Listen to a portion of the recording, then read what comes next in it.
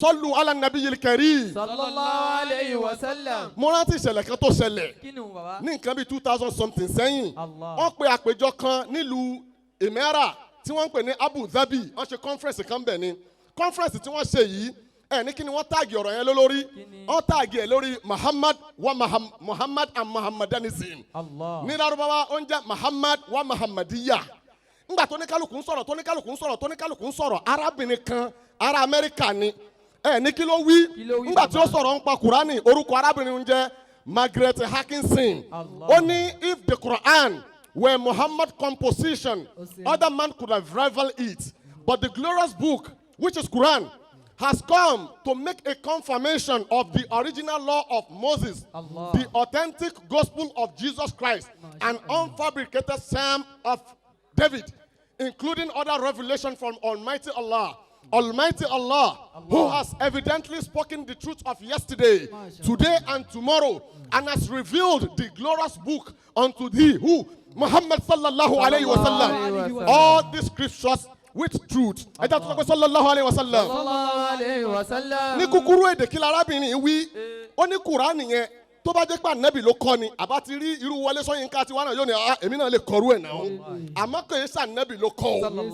Ọlọ́run fúnra rẹ̀ ló gbé wá, ó wá fi sọ pé lóòótọ́ ni ìta fún Mósè wí o, lóòótọ́ ni ìta fún Jésù wí o, lóòótọ́ ni ìta fún Dáúdà wí o, pẹ̀lú àwọn nǹkan míì tó tún wá lẹ́yìn ẹ̀ tó ṣe pé Ọlọ́run ló wí. Tábà wá karú ẹ̀ sírú ilé yìí ṣó yẹ àbí ò yẹ? Ẹ dákẹ́ bá ń daṣọ́ tó bẹ́ẹ̀ àbí ò tó bẹ́ẹ̀? Fábísà àlìkà torí ìdí eléyìí á wá pé the best of all our reciters. Àwọn tí wọ́n mọ̀ ẹ́ kájú nínú wa pẹ̀lú ohun yọ̀ ọ̀kìn tí wà nù alẹ́ Ustaz alẹ́ Uthman alẹ́ ọ̀kìn àtọ̀wúṣí kó wá ka Kùránì fún wa pẹ̀lú ohun dúdú. Ẹ dákẹ́ bá ń gbọ́ lọ́n tóbi fáfá yìí. Allahu akbar. Ọ̀n tí mọ̀ yìí ẹ bá ń gbọ́ lọ́n tóbi fáfá yìí dáadáa. Allahu akbar. Masha Allah. Assalamu alaikum wa rahmatullahi wa barakatuhu. Alaikum salam wa rahmatullahi wa barakatuhu.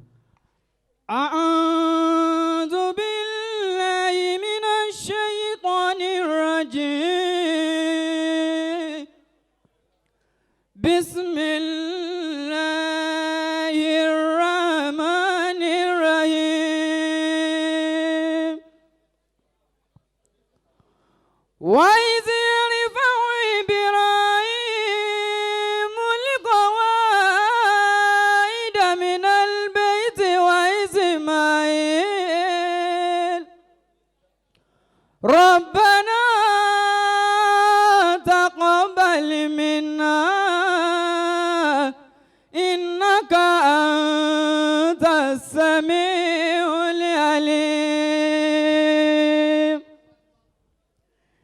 إن أول بيت وضع للناس للذي ببكة مباركا وهدى للعالمين في آيات بينات مقام إبراهيم ومن دخله كان آمنا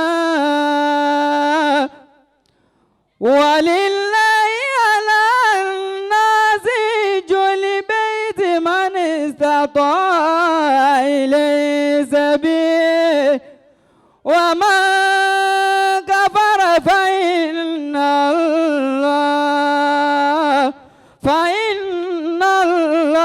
غني عن العالمين قل يا أهل الكتاب لم تكفرون بآيات الله والله شهيد على ما تعملون قل يا أهل الكتاب لم تصدون عن سبيل الله ما آمن تبغونها عوجا وأنتم شهداء وما الله بغافل وما الله بغافل عما تعملون يا أيها الذين آمنوا إن تطيعوا فريقا من الذين أوتوا الكتاب يردوكم بعد إيمانكم كافرين أعوذ بالله من الشيطان الرجيم بسم الله الرحمن الرحيم ولقد سبقت كلمتنا لعبادنا المرسلين إنهم لهم المنصورون وإن جندنا لهم الغالبون ربنا أنزل علينا مائدة من السماء تكون لنا عيدا لأولنا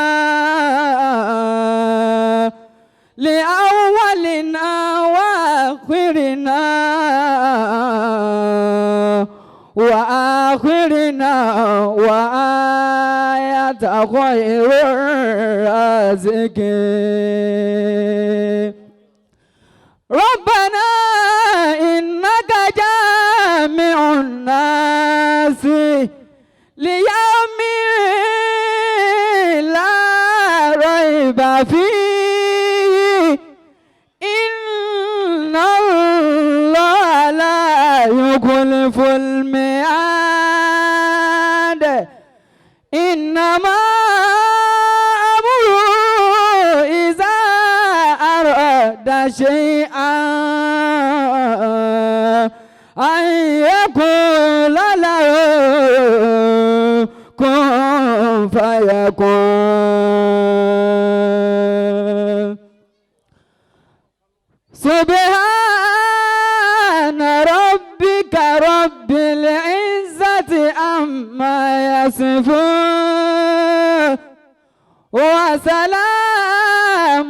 على المرسلين والحمد لله رب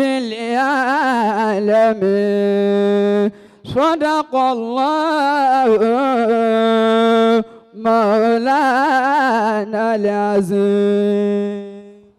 olóríire bá ń gbọ́ lọ́n tóbi dáadáa tó bá ṣe pé inú rẹ dùn níbi kíní alhaji wa Muhammad Qasim Agbájé náà ti ké kùránì tó dùn báyìí kùránì àkọ́kọ́ tí wọ́n ké ń gbangba òun ni wọ́n ké ìbámu sọ pé Allahu Akbar. Allahu Akbar. ẹ dákun alhaji wa Muhammad Qasim Àbáyọ̀mí Àrẹ̀mú Agbájé ẹ dákun ẹ máa bọ̀ bàbá wa àgbà mi Ọlọ́run. Adamallahu hayatahu.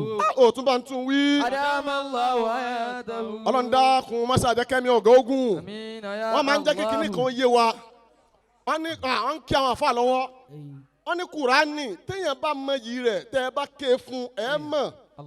ẹ dákun mo fẹ́ bẹ̀rẹ̀ nǹkan kan lọ́wọ́ alhaji wa Muhammad Qasim alhaji wa bàbá ẹ máa bọ̀ ẹ dákun ẹ máa bọ̀ torí Ọlọ́run a fi bàbá wa mi Ọlọ́run bẹ̀yìn gbogbo tíìmù ló máa ní captain captain SJA team náà dúró yìí. أدام الله حياته. ẹ bá mi sọ pé Allahu Akbar. الله. bàbá lórí kùránì tí wọ́n kọ́kọ́ ké gbangba nínú ilé yín yìí wàláì mo fẹ́ gba owó iná ẹyọ kan péré tèmi rí iná yẹn mo wá wọ̀ tiẹ̀ mo sáré pé alábàání ìsìn mo pe tíbùkẹ́ mo ní iná kan rí báyìí èló ló jẹ́ ó ní